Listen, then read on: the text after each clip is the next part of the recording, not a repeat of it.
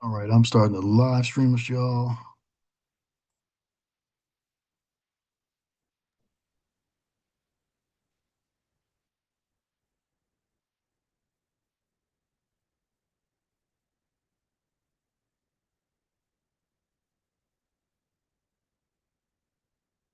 All right, we are right at 5:31, y'all. Let me start recording. We're gonna go on and start the meeting and let me record.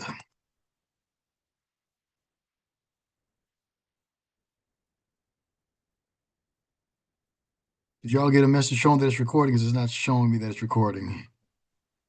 Yes. Yes. Okay, perfect. Okay.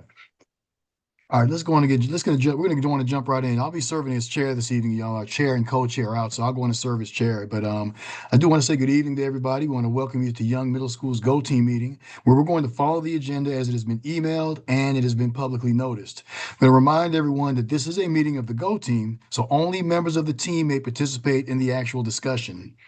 Any members of the public present are here to quietly observe, but for members of the Go Team, please identify once you are speaking during the course of the meeting. I'm pleased to call this meeting of Eugene Childs Young Middle School Go Team to order at exactly 5:32 p.m. And our first order of business is to call roll. So, Secretary, you may now take roll, Miss Miller. All right. Ronald Garlington, Present. Roxanne Marsh, Andrea Roberts, Donnie Newell, Jeremy Carr, Present. Eddie Stevens, Shayla Pryor, Jacquees Hargrove, Present. Kelvin Walston, Present. Ayana Miller. All right. The team will only be able to take official action if a quorum is present. So, is there a quorum present for this Go Team meeting? I think, do we need one more? We have 1, 2, 3. We have 4 members present. But we're one shy of a quorum. So what we'll do, yeah, we're one shy. We need 5. We have 9 because I'm not considered a member. We're actually one shy. But so what we'll do, there's not a quorum present. So what this means, we do not have a quorum present, and we need a majority of the Go Team members in attendance to vote on the agenda items. So having a quorum, just so we know, protects the school by preventing a very small number of members from taking action on behalf of the entire school. So we'll just proceed with today's discussion and information items, and then action items will just be tabled until the quorum is established. So we'll see. Just keep me posted if another Go Team member joins. The only action items that we actually have on the agenda for today are the approval of the agenda. Oh, Mr. I see Mr. Stevens. Stevens just joined us. So let's go on a Quorum has refresh. been met. So I see Mr. Stevens on here. So we now have a quorum. So with that being said, we do have a quorum present. So now, action items. Our first order of business is to approve the agenda. This was provided to you previously, and I'm going to try to display it on my screen as well. But as I'm trying to display it, I've just lost it on my screen. As I'm trying to do that, I'm going to ask for a motion to approve the agenda as it has been emailed to you for tonight's meeting. Miller would like to make a motion to approve the agenda for today's meeting. Awesome. Thank you, Ms. Miller. Is there a second? Yes. Coach Carr, second. Thank you, Coach Carr. With that being said, all in favor, please say yay. Yay. Yay. All opposed, you may indicate by saying nay or raising your hand. Hear none there. And then are there any abstentions? You may do so by raising your hand or saying abstain. All right, thank you, team. The agenda has been approved for this evening. So now we're going to review and approve the meeting minutes from our last meeting. Again, the minutes were provided to you in the meeting invitation as well as in the email. So you may now, if there's any discussion about the previous minutes, we may now have any discussion, or if there are any changes or corrections, you may indicate so at this time before I move to a vote. Okay, I'm going to now ask for a motion to approve the previous meeting's minutes.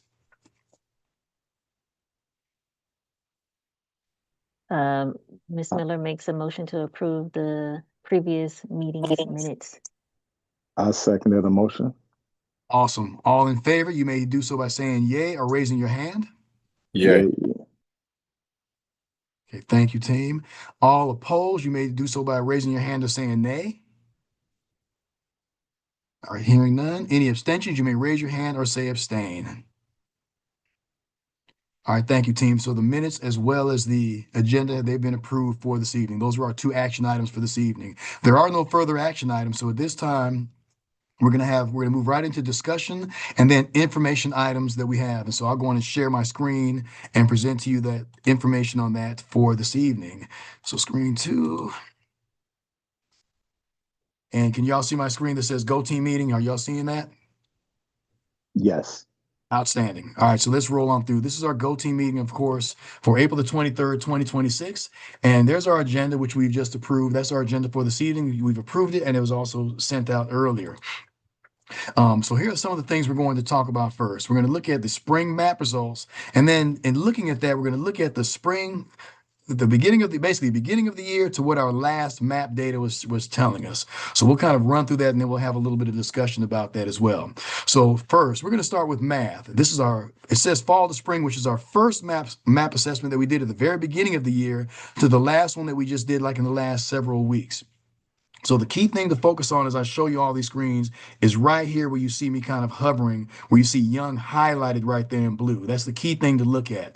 The top portion shows what the district performance was, and then the middle right here shows the Mays cluster, which we're the only Mays cluster middle school, so that's really our data as well. But then right here is where we're going to really focus on. Below will show the grade level indicators as well. So when you look at our map data, the way we read this is that for the first map session, which was in fall, the first map test session, which was in the fall, we were at 48% at the beginning level, whereas compared to this last time when we just took it, we were at 47% as a school. So that's kind of how you look at it. I'm looking at really that first one compared to the last one. The middle one shows the second time we took the map session. And what we really want to see here and what we're hoping to see is for every time, the last one, the bottom one, we're hoping to see improvement compared to the first time. So in other words, the red should be reduced and then increased when you start getting to the green. And that's exactly what we see here. Though only by 1 point for map, we did improve by decreasing our level of beginning learners for the map for math. And then we also increased by about 4 percentage points, 3 to 4 percentage points for our proficient and above. So that's not great gains and great decreases in the beginning, but it is showing some improvement and moving in the direction that we want to move it in. So that's the whole school data. When you look at our special ed population, our special ed students, this shows how we did beginning of the year compared to what the last one was. We actually increased the number of beginning learners in special ed. So we actually went backwards, not by a lot, but nonetheless, we did go backwards. However, we did increase the students, as you can see in this green over here, we did increase the level of students that are a proficient or above. So we lost some grounds in the beginning level, but we gained some ground in proficient or above. So that is pretty encouraging from that angle. When you look at our ESOL students, our English language learners, we showed again some improvement. We decreased the number of students in that beginning level, and we increased from the first time, we increased where we were at proficient or above by a couple of percentage points. So that's a positive indicator as well. Now, let's look at reading because it shows some of the same stuff, but I see you're going to see some more improvements here when you start looking at the reading. Again, you look at the grade levels below, but right here as a school, we see that we improved by decreasing our beginning level learners by 5%, and about 6 to 7% we increased that proficient or above for our reading for the entire school. And again, you see the grade level breakdown below, and where with a special highlight on the 8th grade, where you see 5 percentage points where they decreased their beginning level and then they maintained right there at that proficient or above. But right here, 7th grade, that's a big highlight. 12 percentage points they decreased that beginning level with the performance levels as far as that, and then they increase. I'm trying to hover right there. They increased the proficient or above by about 8 or 9%. So there's some really good indicators right here for the grade levels. And then again, overall as a school, we show some improvement there. Now, when you look at our exceptional education students, kind of held it steady. We improved by decreasing 1% at the beginning level and increasing the proficient or above by a couple of percentage points. But not great gains or losses. It was pretty much steady for the most part. But we did show some improvement, minimal improvement, but we did show some improvement there with our exceptional education students. But now, when you look at our ELL, our English language learners or ESOL students, They improved by decreasing, you see right here, 26%, 26%. They decreased the number of beginning learners, and they increased the number of proficient or above learners by about, I think this is about 10%, because we're at 14% now, which I think before was right at about 3 or 4%. So major improvement with our ESOL or our English language learners when it comes to reading. Now here's our science data. We didn't have science data for the first two sessions, the first two assessments, and I'm not sure why we didn't, but it's not in the dashboard. I don't think they captured it in the dashboard. That's probably why. But here's where our performance level is right now. And the thing to note on here is that you see as a district, the district is showing that 57% of all learners for middle schools are at the beginning level. We're right there tracking only a couple of percentage points behind the district. And overall, you see that we're tracking right there with what the district is showing. So that in itself is pretty encouraging because we're matching for the most part where the district is showing the map science assessment is. Same thing with our exceptional education students. We're pretty much tracking right there along with the district. And then not so much with our ESOL students. This was a struggle for us. Our ESOL, our English language learners, this is the subject area that they struggled in the most, our science. But they did pretty well, and they did very well actually in reading, and then pretty well in math. But this is definitely an area of growth for us. So I know I said this all really fast, and this is our map data. Just want to remind us the map data prepares us and shows us how we're going to do and gives us some kind of indicator for what the Georgia milestones data should look like, which we start taking next week for our sixth, and then middle to late of the week for eighth graders as well. So it gives us some kind of predictor. Now, here's what I want us to think about. Now, I've kind of preloaded some of this. This data right here, as we end the year, and then certainly as we get our milestones, this now, when we start our Go Team meetings next year, it starts helping us to discuss what our needs are for the school year as we begin the year, start looking at budget, and then start strategic planning. So that's why the end of the year data is important because it's kind of a springboard as we start the year. So things I want you to think about as I share these next few slides. What is the data telling us right now? What is it showing us? What's some good news about the data? Where there's some growth opportunities, and then what trends do we see in the data? So that's what I want us to be thinking about. Now, when we look at our strengths and opportunities, y'all, here's some things that I immediately saw when I was looking at the data. And then I'm going to pause to see if there are any other share outs and anything that you would like me to add to this. But when you look at our strengths, overall, just school-wide, we had increases in reading across the school and all grade levels, with seventh grade in particular, reducing the beginning level by a total of 12%. So that's a highlight. That's something to acknowledge. Our strengths, again, also our ESOL, our English language learners, in math, they had growth of 6% and reading of 26%, as you heard me say earlier, and they're outperforming the district average. So that's another highlight and something to be acknowledged. Where there are some opportunities, overall math has remained somewhat flat. We saw an increase or a decrease by 1% or maybe 2 percentage points here or there, but overall that's considered to be somewhat flat. So we definitely wanted to see some improvement, very similar to what we saw in reading. So there's definitely some areas of growth in math for some improvement and just to kind of fine tune some things. And then another opportunity is that our exceptional education students have shown little to no growth in both math and in reading. So just another area that we really want to kind of focus on. So I'm going to pause and see if there are any questions or any other thing that you would like to add to the strengths or opportunities, anything that you may have noticed, wondered, or there's something that may have caught your attention. So I will pause for a moment to see if there's anything for that from y'all, from the Go Team members.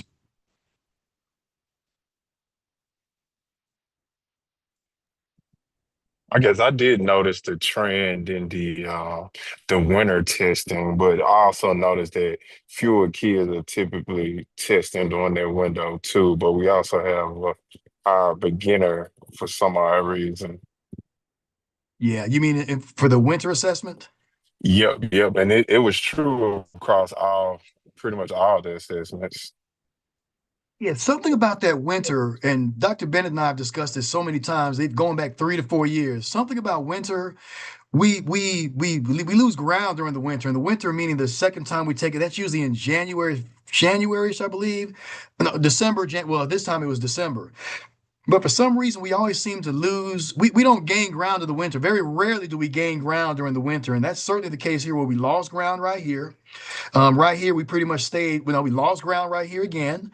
Um, lost a few percentage points right here. When we look at the beginning specifically, we tend to lose ground there. And you're right. That's a good call out, Coach Carr.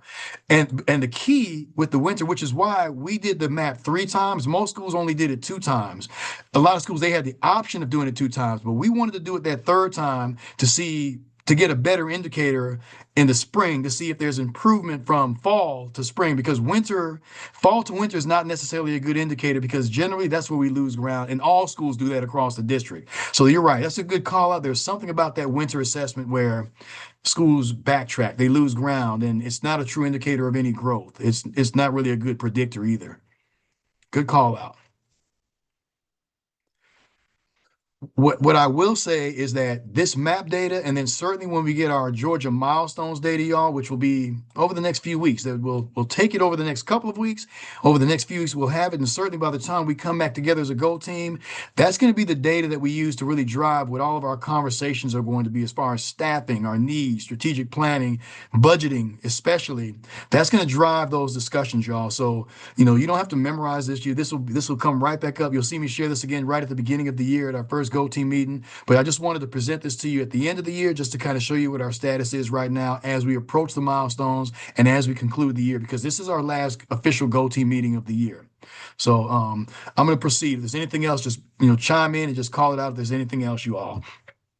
One of the things that I do want to highlight again, as you just heard me say, we'll look at our needs for next year. What's immediately brought to my attention is that we really need to focus on strong SDI. And SDI, that means specialized design instruction for our exceptional education students, so we can increase their performance. So what does that mean? We have to really hone in on what their needs are to make sure that we're seeing the same kind of growth in them as we're seeing with our ESOL students, our ESOL students, closing the gaps, decreasing that beginning level and increasing those proficiency levels. So that's one area. Also, enhanced targeted and improved math instruction across the grade levels. Now, in all fairness, we have new standards in math. And so it was very difficult this year because we have brand new standards. And whenever you have new standards, you typically see an achievement dip. We didn't really see a dip per se, but we just kind of remained somewhat flat, maybe a small dip here or there, but certainly want to, now that we've got these standards under our belt, want to really focus on what that targeted instruction is going to look like for math, and then so we can make sure we see some increases and improvements similar to reading.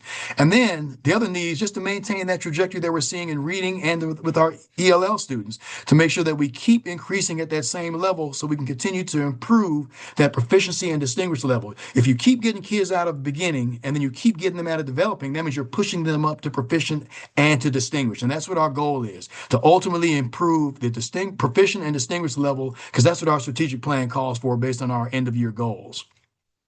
So I'll pause and see if there's any questions, wonders, or ahas about that before I kind of proceed on a little bit more, because we're actually coming to the end of the presentation, believe it or not. Okay, if anything, just chime in, y'all. Just let me know. So what are our next steps? So what, now what? Well, I'm sorry, now what, so what? Now, this is what's going to happen, y'all. Principals, meaning me, we're going to spend the summer preparing for next year. Using this data and the milestones data, we're now in planning for 2026, 2027 mode. Schools are going to begin meeting after July 1st to organize their Go teams for the year. So when we get back, like during the summer, and then as we're getting back, we're going to start organizing Go teams and start having that first meeting and just really hit the ground running so we can just not miss a beat when we get back for 2026, 2027. And then during the first business meeting in fall of 2026, we're going to together collectively, we're going to review our strategic priorities and the metrics for the year, which means we're going to look at the data and we're going to look at what our goals are and just make sure that it's still calibrated and it still makes sense based on what that milestones data is telling us as well. We may need to update something. We may need to add something. We may need to fine tune something. So we're going to look at that as a team to make sure that it's still making sense, because that's the work that we're going to do during the entire school year. And those goals are going to drive what everything is going to happen in the school. So that concludes the data portion of the sharing and all the information about what our next steps are. I'm going to move us right into our information items, y'all, which is actually pretty brief, starting with the principal's report. I always share this every meeting just so we could always have this in front of us. Here's what our current enrollment is as of a couple of days. Oh, that's wrong. I got the date wrong right there, y'all. I don't know where I got that. Should say as of, and I'm going to correct this in real time. 422, because that's when I did it, 26. As of 422-26, we have 623 students. That changes almost weekly, y'all. Well, not almost, it does change weekly. But we're at 623 students compared to 617 that we had at the last meeting. That means that we are remaining somewhat stable. And that's important to know because our projection for next year is like in the high fives, 591, if I remember correctly. The way we end the year is typically how we're going to start the year, and that's how we get our funding. So it's good that we're not low and that we've not lost a lot of students. We're sitting in a very good, comfortable spot right now, which is telling me that as we start the year, we should start somewhere close to that 600 or above number, which will then impact our budgeting, our financing rather, in a very positive way. You see the breakdown by grade level right there. All the grade levels are fairly consistent. There's only a disparity of 7 between the highest and lowest grade, and that's where we want to be. That's exactly a comfortable level right there. Our enrollment as of May 2025 at the end of the year was 624. So we're almost exactly how we ended the year last year, y'all. We're one student off how we ended the year. So we're remaining pretty consistent right there. Average daily attendance. As of a couple of days ago, we were at 89.8%. So that's, again, we're approaching that 90%, which is good because this time last year, we were at like 88. I'm good. I'm good. I'm good. This time last year, we were at 87.8, if I remember correctly.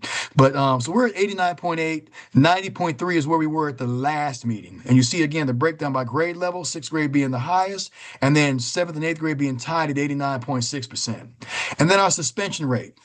We're at 0.67, a little bit of an increase from where we were this at the last meeting, excuse me, we were 0.48, but we're still amongst the lowest of all middle and high schools in the entire district, and we still remain to be the number one school when it comes to the year-over-year decrease in terms of the suspension rate this year compared to last year. So because we're down from 1.69 last year. So that's a good trajectory to be at. Something to note also with our discipline data, 589 or 81.8% of our students have zero OSS or out of school suspension days. So the vast majority of our students haven't experienced any sort of suspension days at all during the course of the school year. Again, a very, very much of an increase over where we were this time last year. So that's something to note. Any questions? I'm gonna keep moving unless someone interjects. Perfect. So now I just want to show you the cluster advisory team report because we're actually winding down now. And then as a reminder, these are additional information items. As a reminder, you should have received an email from the Go Team office regarding elections. So the elections are closing tomorrow. Go Team elections are open. They were open from April the 15th. They close tomorrow. And you can find, based on using this website right here, you can find the candidates and all the information by simply going on apsstrongschools.com, and you'll be able to find all the information, or you can go to the district website and just go to Go Team. You'll be able to find all that information there. But you should have also received an email where you can do your voting for the candidates. Now, yesterday, was it yesterday? Yesterday. Yesterday or the day before yesterday.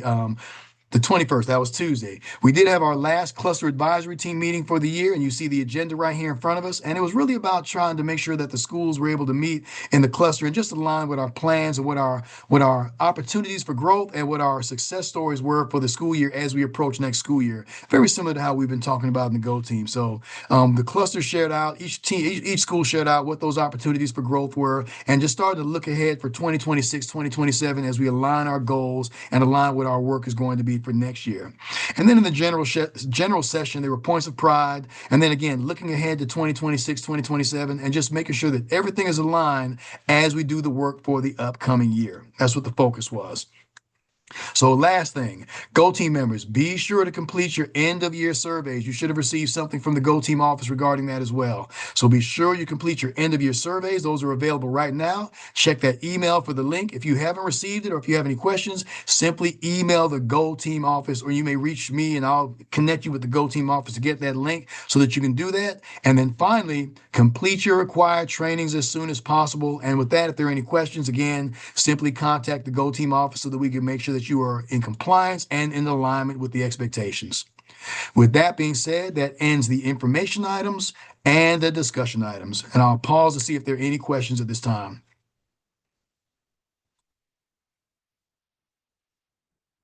Okay. Does anybody have any announcements at this time?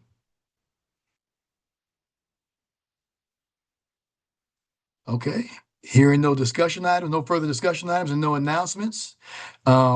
At this time, we've actually reached the end of our agenda, y'all, and I'm gonna give another 15-second pause just to make sure I'm not missing any. I see you, Ms. Hargrove. No announcements. Thank you, Ms. Hargrove. I'll give a 15-second pause before I move to adjournment, y'all. Can we just announce that we encourage for all students to come to school next week on time for GMAS testing, state testing next week? Yeah, thank you, Miss Miller. You see, my head's all over. Miss Miller, absolutely.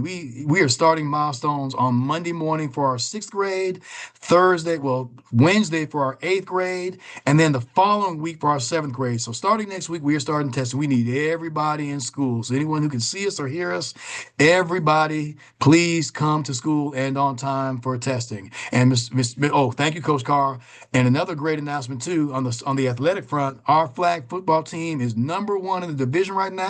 They are undefeated. They've already secured their spot in the playoffs, and they are playing in 15 minutes. They play their next game. So best wishes to our team as they continue on with the season and into the playoffs. Right now, we are the team to beat, and we are looking for that championship under the leadership of our athletic director and Go Team member Coach Carr and our head coach Coach Colbert. So congratulations to our flag football team. And then on the fine arts front, because I'm talking about academics, athletics, and now fine arts, we have our musical production of Annie taking place right now.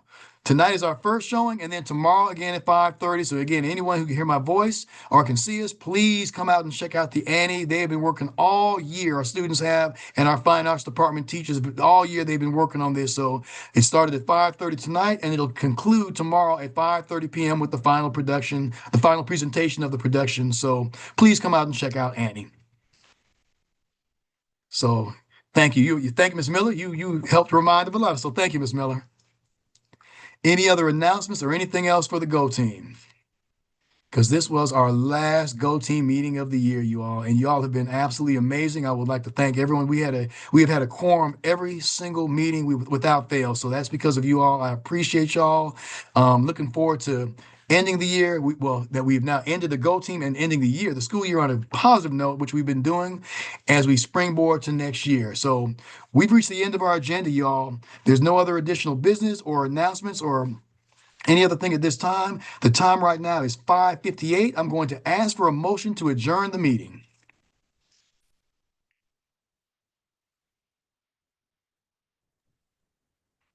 Motion to adjourn. Thank you, Mr. Walston. I appreciate that. A second? Second that motion. Perfect. Thank you, Coach Carr. All in favor, please indicate by raising your hand or saying yay. Yay. Yay. Yay. That is everyone. Thank you. All opposed, you may raise your hand or say nay. Seeing none. Any abstention, you may say abstain or raise your hand. At 5:58, the meeting is officially adjourned. Thank you, Go Team. You all are awesome. I appreciate each and every one of y'all. Have a great evening, y'all. Absolutely. Thank you. All right. See you all later. Thanks, Mr. All right. G.